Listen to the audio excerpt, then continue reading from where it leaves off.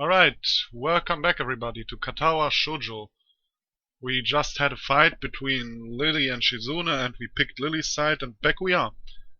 Hanako doesn't come to the morning class at all, leaving her seat looking empty and lonely in the back of the classroom. I'll put out the sound. 1 moment please. Alright. I have to tell her that Lily was looking for her if I see her later. After the events of this morning, class is pretty boring in comparison. I turn the pages of my textbook lazily. I have a bit of catching up to do, despite trying to keep up with my studies at the hospital, but I'm not feeling that enthusiastic about it. The clock at the front of the room sounds unbearably loud.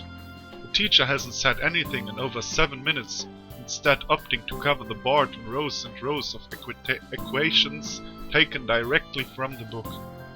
The rhythmic clashing of chalk on blackboard seems to synchronize perfectly with the ticking of the clock. I start to copy down the equations just to pass the time, even though they are right there in the textbook. When the bell rings, I'm not in a hurry because I have nothing to do, so I stay for a while, reviewing what we covered in class today. I prefer to leave last anyway, so I don't have to deal with crowding in the hallways. Finally, you do something that I do too. I thought we weren't friends anymore, he's so... I couldn't identify myself with you, but now we're cool again. I noticed Shizune and Misha have also stayed behind, talking to someone from another class. Shizune is signing so fast that her hands make noises like swords cutting through the air. Maybe there's pent-up anger in there. Misha is trying desperately to keep up, but it's clear that she can barely manage to even understand her. I put my hand down. Whatever they're discussing, it's looking like serious business. Shizune signs to the point where her wrists crackle, and Misha struggles to spit it out in word form. Sometimes she trips over herself like she's dealing with tongue twisters, and then on top of that, she has to sign back anything the other girl says. Seems like a rough job. Misha looks tired, like she's about to faint. Luckily for her, the business is soon finished, and the girls sit down on their seats again. I'm so tired. She's hanging her head limply on her desk, looking exhausted. I'll use the opportunity to reconcile with Shizune a bit, without getting robbed into the student council thing again, though I suspect that door is now closed for me. Yeah, probably. If you're on Lily's side, you can't be on Shizune's side. Festival preparations must be tough for you. Indeed, the people in the school seem to be taking the festival very seriously. Whenever I see people idling around before and after the classes, they're always talking about their plans for it. It's kind of neat to see everyone be so enthusiastic about it. I'm probably the only one who doesn't have something to do. Shizune scoffs at me first, as if trying to decide whether to ignore or sneer at me, but in the end she starts signing without doing either. Misha perks up, looking at her hands with slightly unfocused eyes. She signs with harsh, heavy, dramatic strokes. Misha translates her signing into speech for me. She does it so well it's almost like Shizune is actually speaking, transmitting her thoughts directly through Misha. She must have practiced it vigorously. Well, of course, we're in the student council, you know, so we are pretty busy. It's an important duty of ours to ensure the success of the festival with all our strength. We would shame ourselves in front of the past student council generations if the festivals were to fail. That's why there must be no flaws, I think that was encumbrances. Nothing that might make the festival short of perfect. Shizune's passionate speed and Misha's acting are really oddly fitting of them. Oh, hello? I look over my shoulder and see Hanako peering timidly into the classroom, most of her body hidden behind the door. Hey, playing delinquent again? Hanako blushes hard at Misha's straightforward jab, even if it was only in jest. Shizune stares at her probingly, causing Hanako to look down and start backing away to the point where only her fingers can be seen wrapped nervously around the edge of the door. Maybe she's shown her dislike of Hanako by association of her dislike of Lily. It appears so, but Hanako probably knows it as well. Yeah, Shizune is really Well, I'm so glad I played defensive at risk. What is it, Hanako?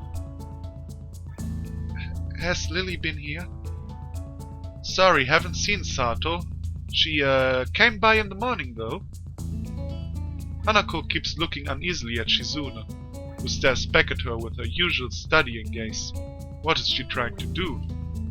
Of course Shizune isn't going to look away, and she is intimidating enough as it is, so I can only imagine how terrified Hanako would be.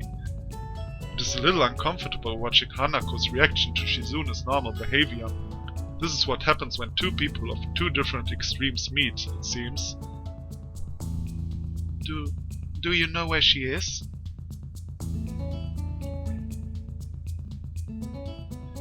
If she has any sense in her head, she's in her classroom, working on the festival project. But who knows where that woman is loitering at? You need to find her. She was looking for you in the morning, but I guess you have missed each other. She waits a little without answering the simple question, looking awfully like she's not sure if it's proper to answer such a question. Yeah, I can come with you, if it's okay. Hanako nods fractionally, still on guard, her shoulders stiff like wood. I get the feeling that she might be more comfortable by herself after all, but it's too late to back off now. She has this really troubled expression she seems to wear almost constantly, one that makes me constantly be on guard myself. I wonder why. I kind of understand why she always seems to be so wary, or maybe more like why there could be a person like her. I still have no idea how I should act around such a person. It's dinner time soon. Were you planning to eat with Lily? She nods slightly. So she must have been trying to get into the cafeteria. Well, there's something of a dinner crowd, just like the cafeteria is crowded during lunch. It's not as bad because dinner time is longer than lunch hour, but I can understand why Hanako could be discouraged from going in. I pick up my bag and we take our leave. Hanako skips a little to meet my initial pace, so I slow down to match her speed. It doesn't take long for us to be walking at a comfortable pace down the hallway. It almost feels like we're going for a stroll together, something that I can't say I've really done before with a girl. Hanako doesn't seem to be thinking the same thing though. Yeah, probably not. Even though we are walking at the same pace, she never comes within arm's reach of me. I guess she's still a little uncomfortable around me. Given how shy he is, there doesn't seem to be much helping it, at least for now. By the time we arrive at the cafeteria, there's not much of a crowd there, but Lily is nowhere to be seen. Hanako's head sinks even lower than usual. Have you looked somewhere else already? Just at the library. I was reading. So she does spend the classes she skips at the library. Ah, so no, not exactly a thorough search then. Well, if I had to guess, she'd be in her own class, like Shizune said, right? Right. With the slightest of nods, Hanako agrees with my reasoning. God, she's being so awkward. It's like I need double-layered silk gloves with padding to even begin interact with her. Well, she's shy. Don't be a dick. Some small talk might help her become a bit more used to me. It isn't hard to tell that the silence between us is hovering on the edge of both our minds. So you and Lily usually hang out together after class, right? Yes. I'm not quite sure what I expected from her to answer, nor why I even asked the question. That much was rather obvious after all. She doesn't seem like the type to cultivate a social circle either, so I suspect that Lily may be her only friend. Well, be her only friend, oh my god, English.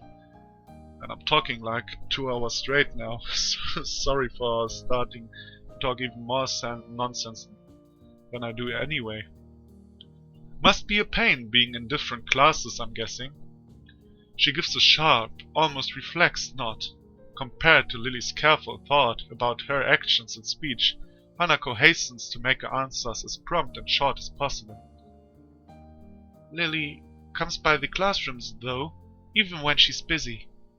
She gives a small smile as she says it, evidently appreciating the fact that Lily goes out of her way to help her. Lily goes out of her way to help her. Out of her way? Okay. It's pretty cute, really. There isn't any need to say more. Both of us content that the discussions reached an end. As we ascend the stairs back to the lobby, we are met by a group of students heading downstairs like a school of fish moving from one feeding area to another. They seem to be keeping mostly to themselves, but before I can notice her doing so, Hanako has moved around behind me. Hey, are you alright? Just keep going.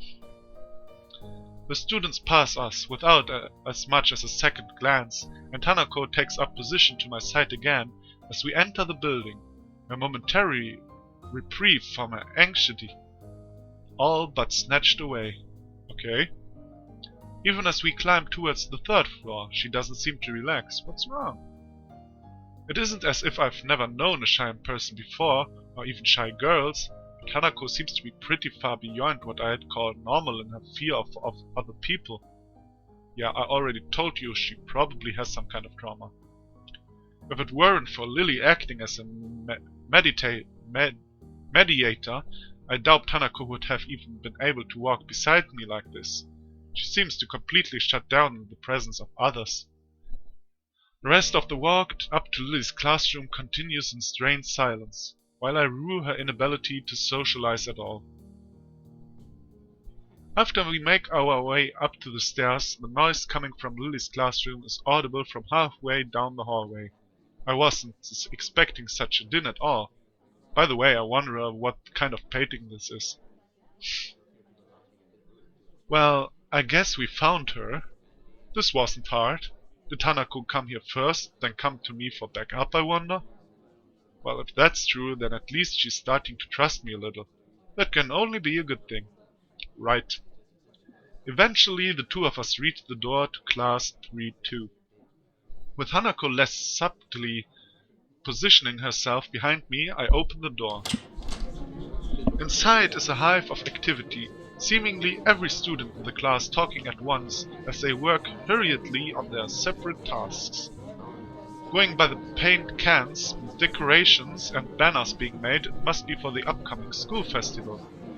I guess my first priority should be finding Lily. There. Finding her among the din is surprisingly easy, not the least because of her looks. With a couple of students gathered around her as she stands at the front of the class, she seems to be in charge of the preparations, or at least busy organizing them. Carefully negotiating a path through the various students hunched over the floor for lack of desk space, I raised a hand entirely out of habit as we finally reach Lily. Yeah. Sure, raising a hand. Blind. Yeah, okay. No use. Hi, Lily. She perks her head up as she breaks off talking to a noticeably smaller girl who must be her classmate, trying to listen as best as she can. Sorry, who... sorry, Hiso. I have Hanako too. Hi. She's pretty skittish. Considering the number of people around, it isn't too hard to work out why.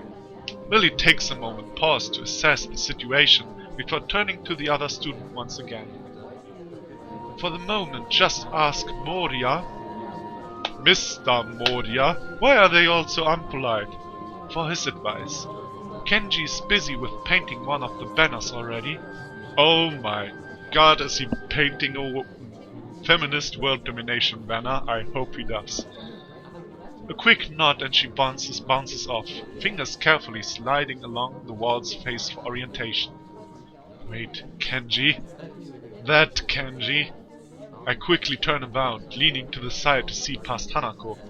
Sure enough, in the corner of the room, Kenji's hunched over a sheet of cloth as he paints it.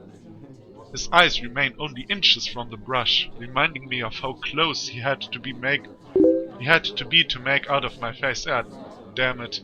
Sorry for the Facebook sound. Reminding me of how close he had to be to make out my face when I met him. Sorry about that. Our class doesn't have many students with even partial eyesight, so they're in high demand.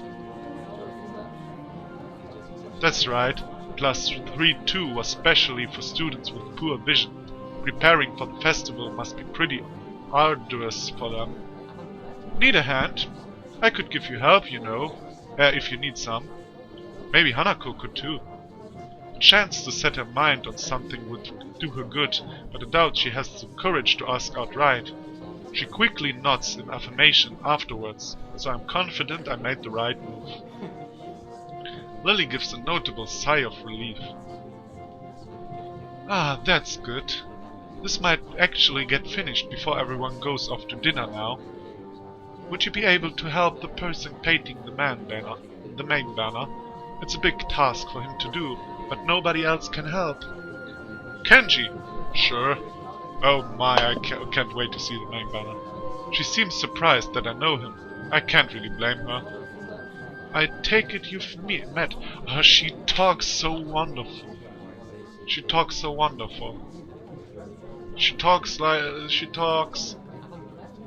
a woman of a poem. Man, I hope we end up together, really. You know, if I can decide in the end, I'll take Lily. I'll be honest right now. I think I already mentioned that, but, you know, I mention it again. Our rooms in the dorm are right next to each other. Hard to miss each other, really. Well, it's good to see you're getting friends so fast. Friend. I wonder if that's the right word to use for him. I'd say he's my best buddy. I find him hilarious. Hanako's silence during the proceedings reminds me of the reason I put her up to helping in the first place. We'll go help him then. He knows what he needs doing, right? That's right. Just ask if you have any problems. Chorusing an assent, Hanako and I begin another trek across the classroom. Kenji sits crouched on the floor, his gaze fixed on the white calico in front of him. Hey Kenji. No answer.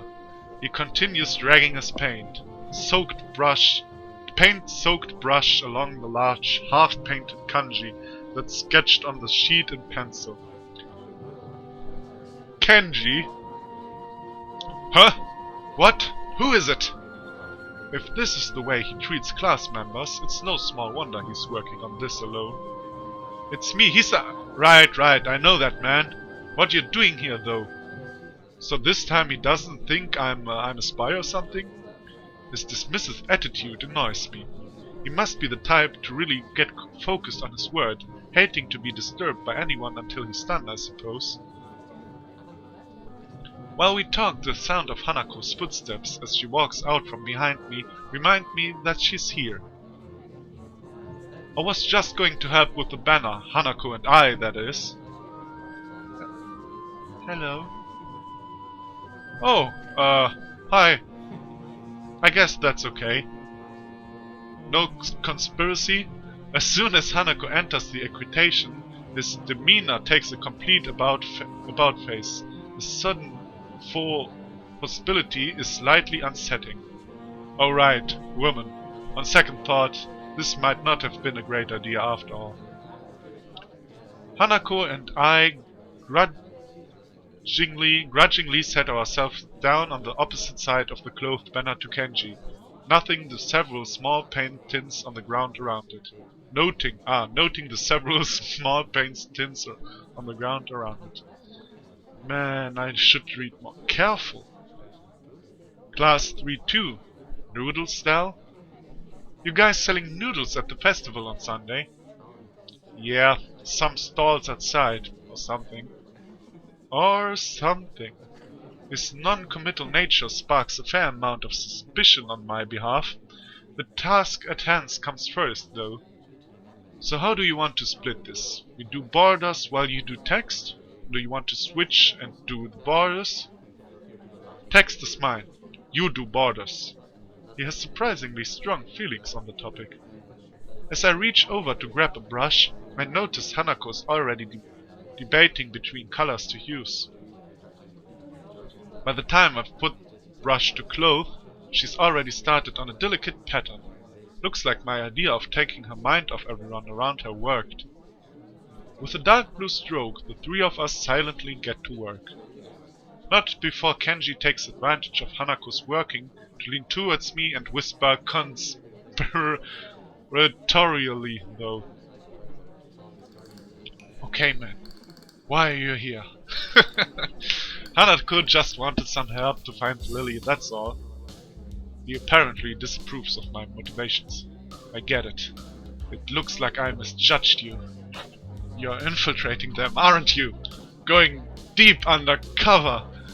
Oh, I love you. I love you.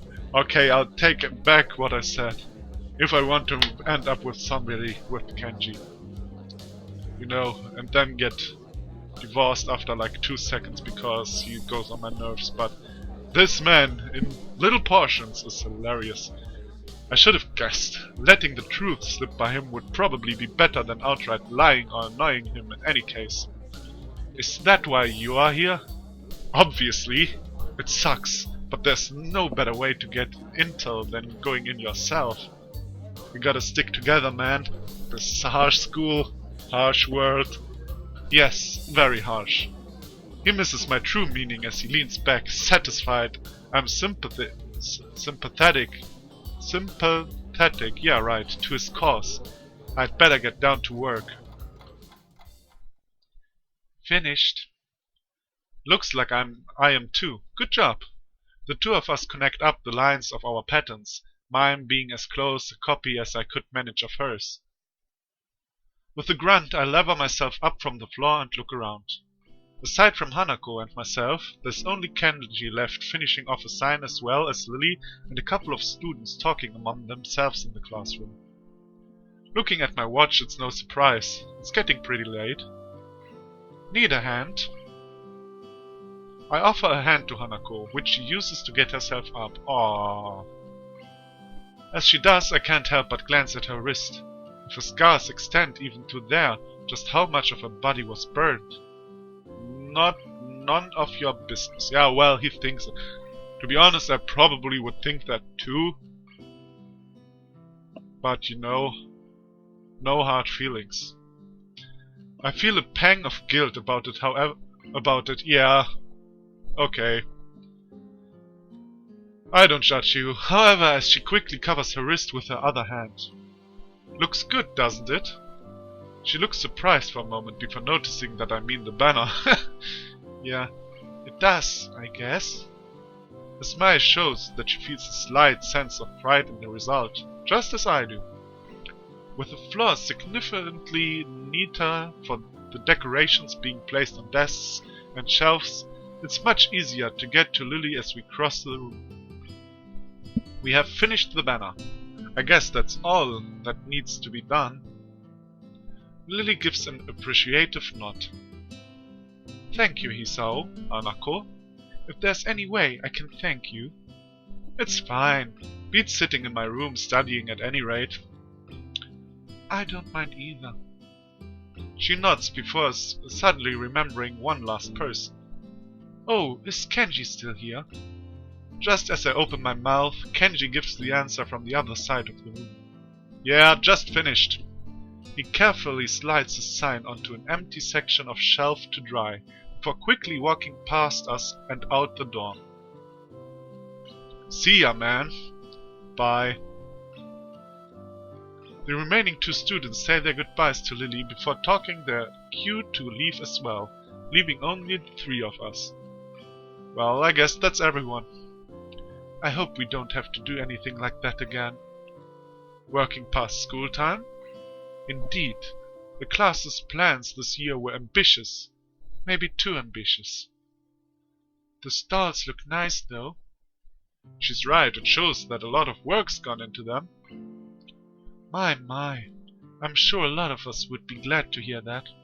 At least now there's not much work to do until the festival itself. It's getting pretty late. Should we go? That's probably a good idea. Are you going back to the dorms as well, Hisao? Yeah, I guess I'll take along. The nighttime lighting really makes the gardens look quite different. Compared to the usual look of lush greenery, things are much more calm. Being that it's so late, the lack of students around probably helps. The odd one or two can be seen scurrying to and from the dorms, trying to eke the most out of their approaching curfews, but no more. All that can be heard is our footsteps, in addition to Lily's cane regularly gently tapping the ground in front of her. She even uses her cane gently. Man, she's so cool. It's nice to finally be able to relax a bit after the mad rush during school. Without even noticing it, I let out a small yawn. Tired? Yeah, still getting used to the flow of things, I guess.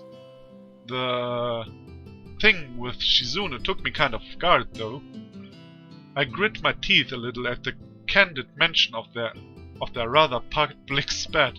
That said, I do want to sort out what in the world was behind it. About that. I'm sorry about it being so public. Shizune and I go back some ways. Her voice seems slightly irritated as she remembers Shizune, obviously unwilling to discuss it any further. I glance to Hanako for her views on this, but her expression is, unsurprisingly, evasive and difficult to read. Either way, I guess her apologizing for it is something, even if my curiosity goes unanswered. Someday, dude, someday. She's a girl with class. She doesn't tell you everything right at the beginning. I'll be glad once the festival is over in any case. The change of topics welcome, clearing the thickening air quickly. I can imagine my old school festivals were a lot more low-key than this. Yamako stresses the idea of a school community, so the staff likes to make our festivals on such special occasions. And yet the students are the ones who do the work. What an unfair world. Yes, we should start the movement of the workers. Hanako and Lily both chuckle in agreement, savoring the fact that none of the staff are around to hear our grumbling. I suppose, by the way, it looked adorable how Hanako giggled. I suppose coming from a strict all-girls school helped me a bit with Yamaku. Compared to there, Yamaku is much more relaxed. That would go away towards explaining her well-bred speech and behavior in any case. Well, I think you can behave well even though you weren't on a all-girls school. But anyway. As we come up to the dormitories, it eventually comes time to leave for our respective rooms. See you, Lily, Hanako. The two both give polite nods before setting off to the women's dorms just next to the guys.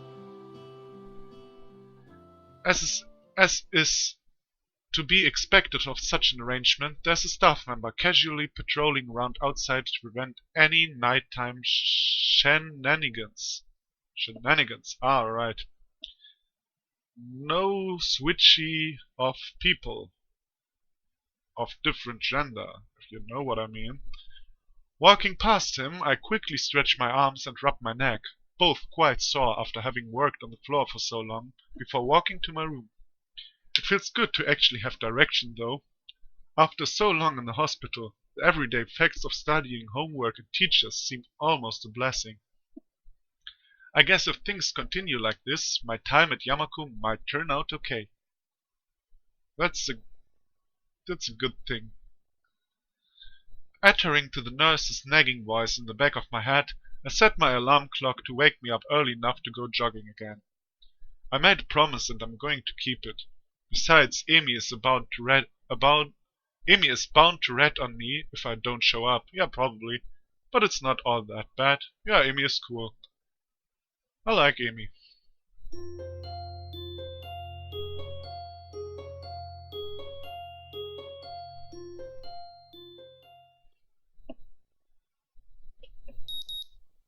Ah, the alarm again. No, stop, clock, stop. My morning alarm goes off, and I flail about uselessly for a while until I remember that I'd decided to give morning runs another shot. I don't know if this was my greatest idea, but I'm determined to keep going. This is about my health after all. Sure, things haven't been great lately for me, but that hasn't made existence so intolerable that I'm not going to try everything I can to stay healthy.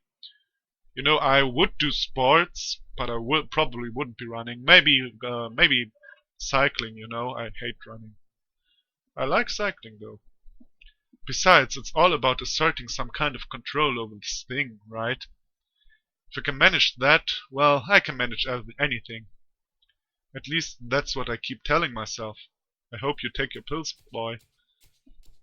Once again, it would appear that I'm not alone in my run. Amy has apparently been here for some time. It looked like she's already worked up a good sweat. Just when the hell does she come down here anyway? Oh, it's you! I'm surprised to see you again. Why is that? Well, not many people actually manage to come back for a second try. She frowns, seemingly annoyed by a passing thought. Like the rest of the track team, for instance. Okay. Well, that's bad.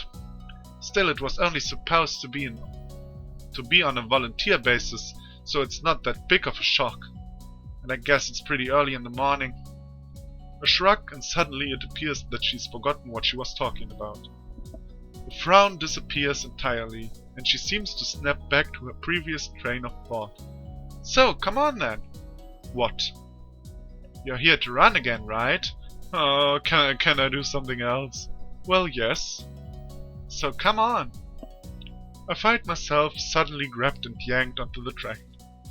Things seem to be set on mirroring yesterday's run. That is, I seem to be struggling while Amy moves with an effortlessness that I find enviable. It's incredibly bothersome to be so easily worn out. I know I should be patient, work toward things gradually, but it's difficult to stay positive about this. We round the track and start on our second lap. Amy seems to have grown impatient keeping pace with me and begins to pull away. This is where I gave out yesterday. Will I be able to do more? No, you have a weak heart, man. Take it easy. Or does that mean I don't come? I stopped doing my laps. Yeah, a little bit more. Come on. What am I doing here? Am I really just going to fold and let Amy pull ahead? I speed up, the second slip done quickly, and without even considering it, I keep going. Amy, oh no, you're running too much! That's not what I want you to do! Amy looks back over her shoulder at me and grins. Still going? Wouldn't you think I'm out of shape? Amy laughs, without brightening her stride no less, and speeds up even more. Well, if this is the way we're going to play things, I increase my own pace as well. I can feel my lungs burning and my legs are starting to question just what the hell I think I'm doing. Lactic acid screams in my muscle, but I close my ears. I can't let myself fall behind, because that would be a loss. The irrational voice in my head inquires mildly just when we started playing a game. I'd answer it, but I'm having a lot of trouble thinking at present. She's so fast. How the hell? Yeah, no! Yeah, I told you not to run too much. It's like a string pulling at my chest, a choking feel of narrowness and pain. Before I can think of anything else, then, oh shit, the track disappears from under my feet. I stumble, one head shooting down to clutch at my chest, the other hitting the track to keep me from falling on my face. Amy whirls around and her eyes widen. Hisao! She yells at me, sprinting from the other side of the track. What's wrong? Nothing, just... Keep your breathing steady. Calm down. Don't panic. Don't panic. Do you need me to get the nurse? I close my eyes, shutting out the outside world. My heart struggles to regain its rhythm. Slowly, the pain in my chest begins to subside. Soon it's gone like nothing happened. It was nothing? No, something happened there. I open my eyes again and glance at a very worried Amy. I think I'm fine. My voice sounds weird even to myself. Oddly even and matter of fact. It makes Amy frown. I don't think you are. She seems to come to a decision and nods to herself. Right, you're coming with me. We've got to see the nurse. Amy grabs my arm and drags me up. I feel a bit wobbly, but I refuse the shoulder Amy offers for support. Honestly, I'm a little ashamed by my own weakness. I'd really rather not have Amy concerned about me, but it seems to be too late. Oh man, I hope I don't die, that would suck. Heck, I'd really rather not. That's something like a bad end, you know. Heck, I'd really rather not have anyone concerned about my condition, though at this point it seems to be too late for that as well. I'd like to be able to deal with the whole thing on my own, without being a bother to anyone else. While I'm wishing for things, I'd rather not have this condition in the first place.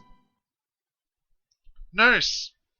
Amy crashes into his office without knocking, but it doesn't alarm the nurse in the least. Good morning, Sunshine, what's up? Sunshine? Anyway, he calmly sips from his coffee mug, but lays it down after following Amy's gaze to me looming in the doorway. Hisao, what brings you here? By the way, he has a cool theme music. We were running and he stumbled over and started grabbing...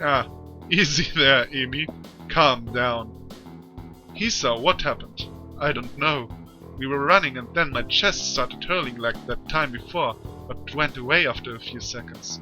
It was just a flutter or something. The nurse frowns, as if to say that just a flutter is some kind of oxymoron. I didn't mean quite this when I'd suggested to get some exercise. I've got to be more careful, Hisao. I was being careful, come to think of it, I just got into a race with a member of the track team. Doesn't seem as well reasoned as I thought it would. You just what? I was racing Amy. Amy, is this true? Amy fidgets, looking adorably contrite. Well... Finally, she can't seem to bring herself to say it aloud and merely nods.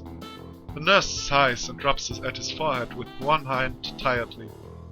Amy, you've got to be more sensitive to the limits of others. I don't know if he told you, but Hisao has a bad heart, and getting him to race you was incredibly irresponsible. Actually, I started it. The nurse is stunned by my statement. You what? We were just running and Amy started to pull away, and so I sped up to catch her. The nurse stares at the ceiling, mutters a prayer for patience to some god or another, and looks back down at the both of us. So you're both stupid.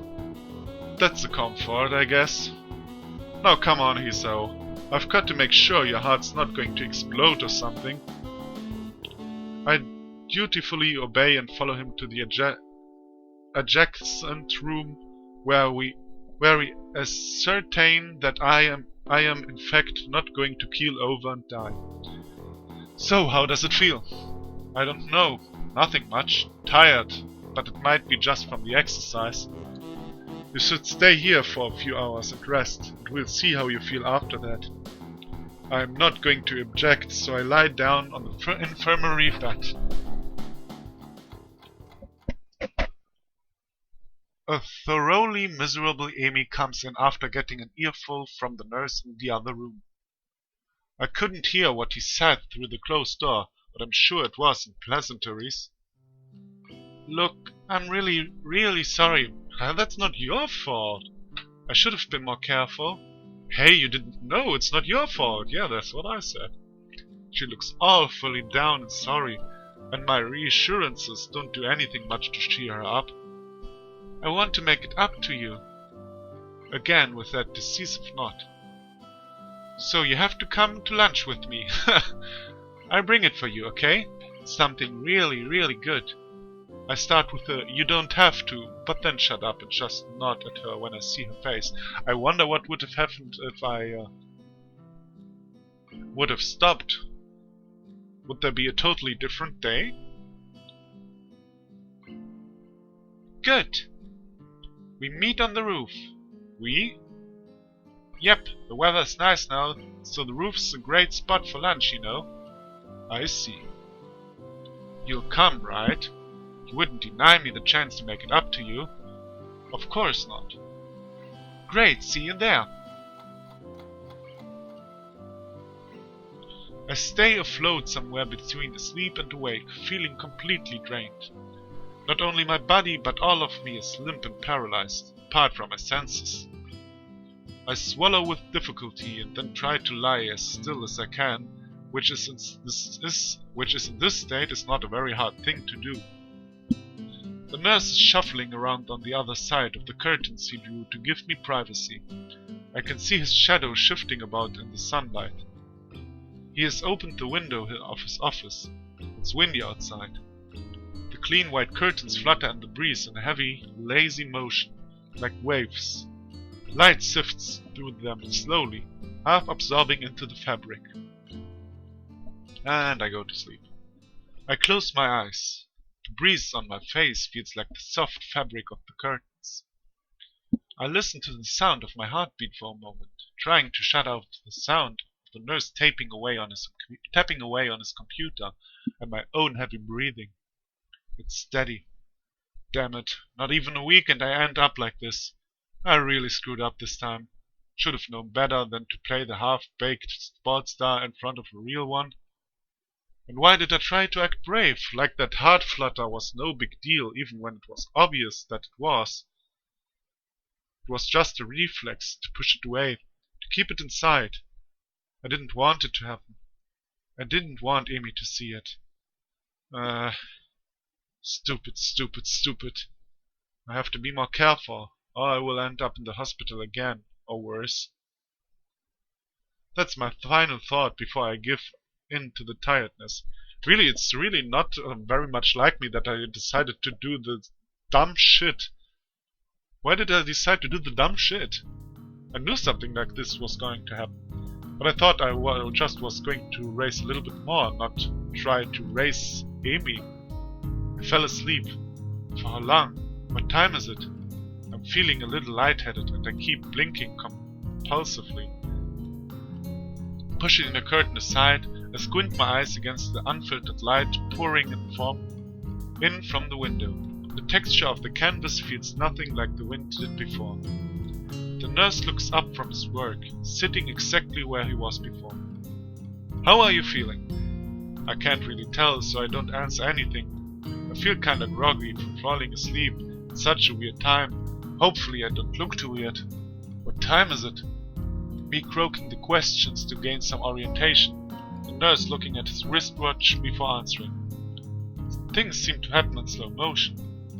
10:15. I try to think for a moment what that means, but I'm not really sure. You didn't answer my question, he saw. Oh, fine. Climb down from that bed then, and let's see how you are doing. Don't. I try to do exactly that, only to sway dizzily when I move too fast. The nurse's moves support me by an arm and size. Stand up too quickly is what I was going to say. Just sit there.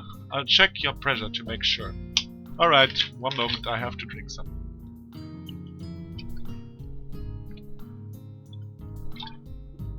Ah, sorry. My good intentions sure lasted for a long time. I shut up, embarrassed with myself, while the nurse gets busy with an old-fashioned contraption and my arm. After a couple of minutes, he puts it away, looking neither pleased nor unhappy. You're alright. Head stopped spinning? Head stopped spinning? Yeah. Good. And how are the contents doing? You didn't show very good judgment out there, he saw. I swallowed the retort I was going to make. It's what I was thinking myself, but hearing it stated by somebody else makes me want to protest. What he's saying is not pleasant to hear. Doesn't make him any less right. No, sir. He nods, still looking as neutral as he was before. It would be easy to be angry at him if he said, "Told you so" or something, but he doesn't. I can try and help you to keep your health, but ultimately the last call lies with you. Hopefully this little episode will be something that'll remind you of that. Yes, of course, sir. No kidding?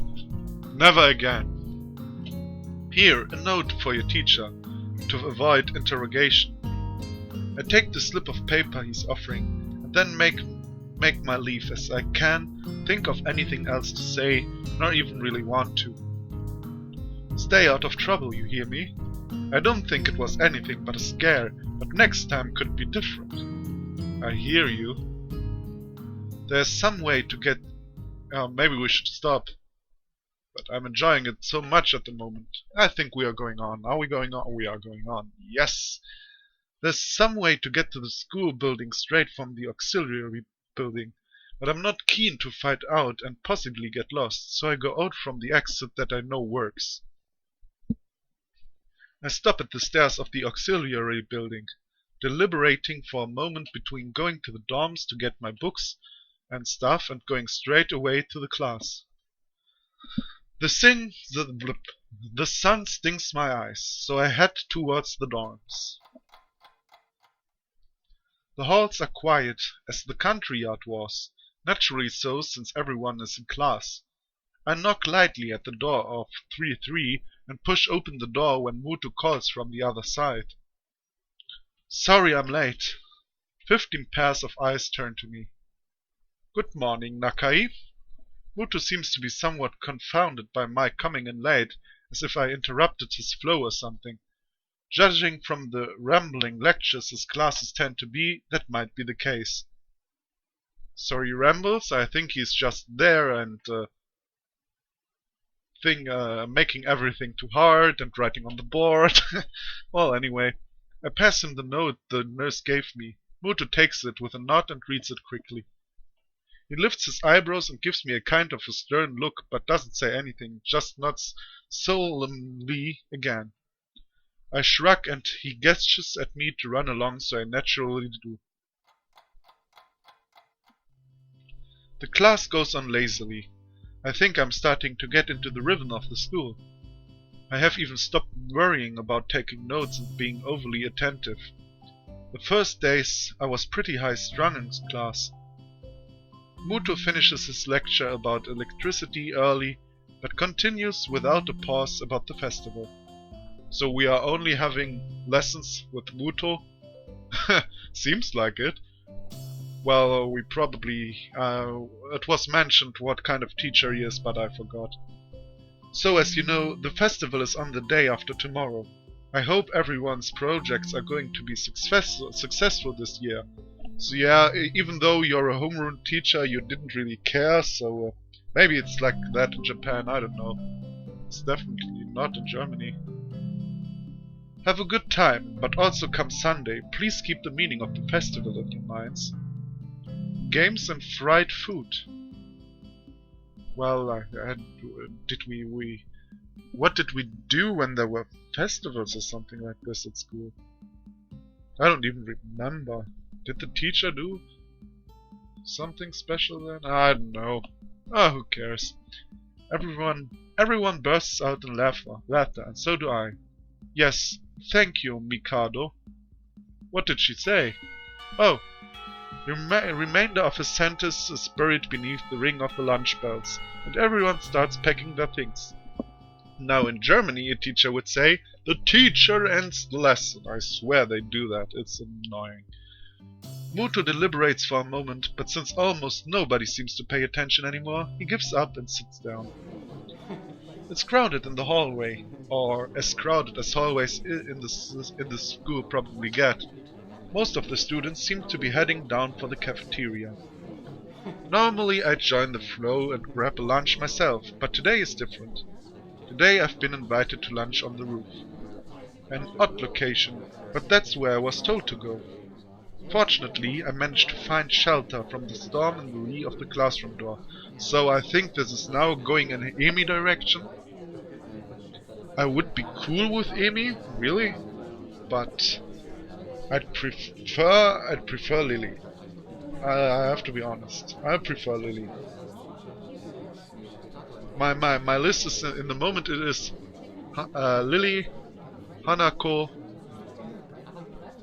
Amy, but it can change, and I don't know how much I can decide in this. So let's see. Fortunately, I managed to find shelter from the storm in the lee of the classroom door. Eventually, the torrent subsides, and I step tentatively out in the hallway, only to be met by Amy, who comes flouncing down the hallway like a cannonball. Wow, you have a school uniform. And you don't wear a short skirt. And she's a girl that has class. Well, her own kind of class. Hey, Hisao! Great timing. I have a super extra lunch today, as promised. Let's go upstairs. The stairway to the roof is a little dilapidated. Man, this guy knows words. But it's clearly been used recently. At the top of the stairs is a door, complete with missing padlock. I wonder who the intrepid individual was that removed the lock. Amy shoves the door open and steps beaming into the sunlight. Suddenly, a tall, dark stranger appears out of nowhere, standing imposingly in front of us. Amy flinches back, almost falling down the stairs, what it looks to me like Rin. Eee! Hello. Yipes! You scared me, Rin, I told you. Wait, isn't she... Hello. Noticing that Rin is speaking to me, Amy looks curiously at me. You two know each other? So you are the Now, really? Lily and Tanako, Misha and Shizuna, Amy and Rin, Kenji and me! I look confusedly at Amy. She's that friend of yours. Rin has turned her gaze towards the clouds drifting about the school. I didn't know you knew this person, Amy. The awkward silence lasts only for a few seconds until Amy lets out a tiny giggle, shrugging the confidence off. I invited Hisao for lunch. If you know him, that's just better. Oh, does this mean I don't get food? Or did you invite him for lunch without the lunch? Neither. I have food for 3. Oh my god. Nice thinking. They walk to the other end of the roof, while I stay at the clock tower for a while, taking in the atmosphere. There is nobody else but us here. I guess the roof is not as popular as it is in other schools. A few rundown benches and tables are scattered around the edges, perhaps in an attempt to make the rooftop look less desolate. The small pebbles covering the roof rattle beneath our feet. So you should not go up to the roof, but there are benches? Or did I misunderstand something? I peek through the chain link fence to take a look at the school grounds and beyond. Beyond, not beyond. Students are strolling in pairs and groups around the quadrangle and at the cafeteria. A few delivery trucks are driving past the school towards the convenience store nearby. Somewhere a watchdog barks at a passerby. Somehow, when I look towards the town center, the small town feel strikes me very strongly, almost palpably. Oh, that's how you go. Oh, now I know how you go back. Oh, okay. Well, it was by mistake, but okay. Now I know that. The hectic lifestyle of big metropolises seems so far away and foreign here. Nobody has to run to catch a bus like their life depended on it, or get their senses overloaded by the neon lights and traffic jams. Well, that's 100% true. You know, I never ran after my whole, from my 14th to 19th year. I'm living on this planet. I never ran after a bus. Never. And when I moved to Berlin for a short period of time, I started running after trains. It's crazy. I feel surprisingly optimistic about this new life of mine, looking at my new hometown, even if it's going to be mine for only one short year. Finding out about my illness and having to move away from home all came so suddenly, I haven't had time to think how I feel about it. When I step out of the shadow of the clock tower to the open, I feel warmth touching my back. The sun shines from a perfectly clear, cerulean sky. A cool breeze sweeping over the rooftop makes me shiver, but only briefly. The wind carries the scent of trees and flowers, not smog and car exhaust like it used to just a few weeks ago. Amy settles on a bench with Rin in tow and produces one big and two small lunch boxes from her bag. Come on, Hisao, what are you waiting for? She's beckoning me to join them, making room on the already small bench. I seat myself on the corner of the bench to take as little space as possible. It's pretty cramped, but somehow all the three of us fit on it. Impressive view. Amy suppresses a giggle and places a lunchbox in front of Rin and hands another lunchbox to me. Here you go, lunch is promised. Homemade, no less. I'm impressed. Wow, this looks really good. Thanks. I'm making myself when I can. Conversation dies off as I set about the business of feeding myself. Taking sorry guys, it's like nearly 1 in the morning. I have to stop very soon. I start getting tired and reading more nonsense. Taking a few bites, I glance up and notice Rin deftly opening the lunchbox and popping a forkful of food into her mouth using only her feet. Yeah, we already know that. Even though I've seen it before, I can't help but be impressed at her dexterity. It's also a reminder of the sort of place I am right now. Will I ever get used to sights such as this? I can't decide if getting used to such a thing would be a good thing or a bad thing either. Does getting used to this place mean that I'm giving up on being a normal person? Or does it just mean that I'm becoming more understanding about those around me? Second thing, my friend. Don't be a douchebag. I'm distracted from my thoughts by the sight of Amy tearing into her lunch as if it had insulted her ancestors. You seem pretty hungry. Amy looks up, mouth full, and swallows before nodding. Yeah, that's the problem I have with Amy. She is too much anime cliché. You know, too much shonen anime cliché. I know, there are all kind of anime clichés. Well, at least a bit. But Amy is very much anime cliché.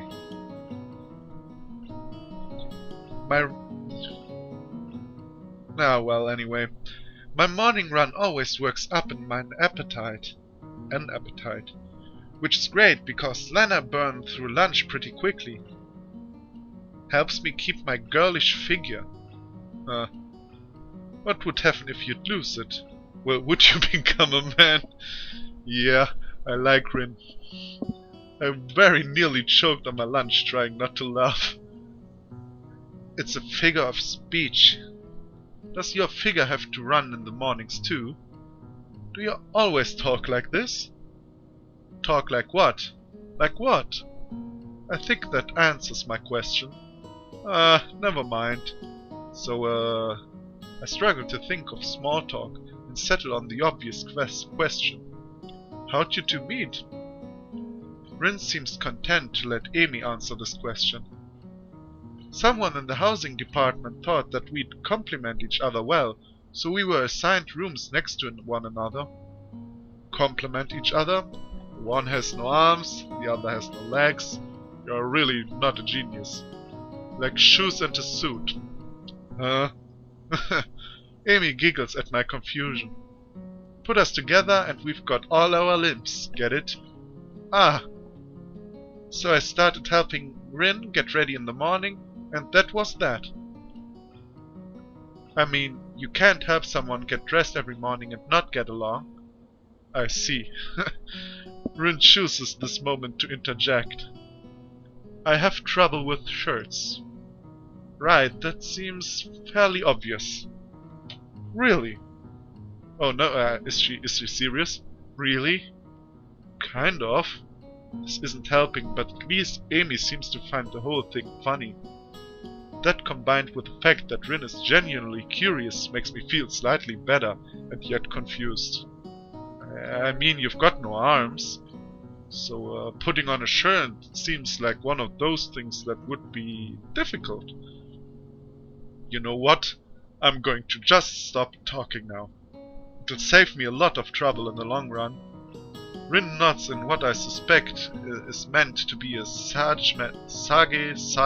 I read this so often but I don't know how to say it. Manner. I see. So in a wise manner, kind of. The conversation dies as I turn my attention back to my lunch. It's really quite good. Amy finishes her lunch first and makes a contented noise. Ah, that was good. As she busies herself with cleaning up her lunch, Rin speaks up. I'm thirsty. Oh, I almost forgot about that. Sorry. Okay. They are like a married couple. That's cool. With a flourish, she reaches into her bag and removes a trio of juice boxes. She tosses me one that appears to be cranberry juice, one to Rin that appears to be some kind of strawberry milk, complete with pink color scheme, and keeps an equally pink box of some kind of fruit punch for herself. Rin dexterously steps her straw through the top of her box and begins to drink. I'm once again impressed by how flexible she is. This time I keep my comment to myself. Somehow I don't think either Amy or Rin are the sorts of people to think twice about the way they work around their particular disabilities. Rin especially so. Indeed, she gives off the impression of being entirely unaware that she's missing any limbs at all. Whether or not that's conscious decision is another matter. I'm honestly not sure. So, Hisao, how do you like it up here? It's quite nice, actually. I like high places for the view. Thanks for inviting me up here. And for the lunch, too. Amy grins a 1000-watt grin. Pleased by my response, I suppose. No problem. Feel free to eat with us next time, too, okay? I won't make you a lunch, but you can bring your own up here. No lunch service? No lunch service? I know. That's a good answer. Amy looks mock offended. Trying to take an advantage of my good nature. The nerve. She giggles.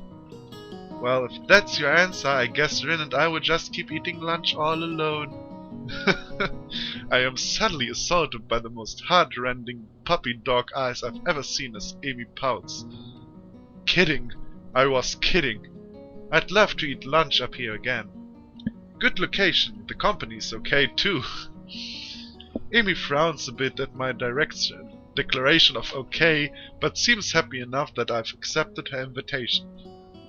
I guess this makes us friends now. Or at least acquaintances, whatever that means. The lunch bell rings, signaling a return downstairs. Ah, damn it. Rin, you didn't finish your lunch again. I wasn't that hungry. If you don't eat more, you're going to fade away. Rin shrugs, as if this is an acceptable risk. Come on, we'd better get going. And I will be get going too. With this. I want to go on, it's so late. No, I have to stop. Really, I have to stop. Alright, thank you so much for watching. If you like this, more to come, and see you then. Bye bye.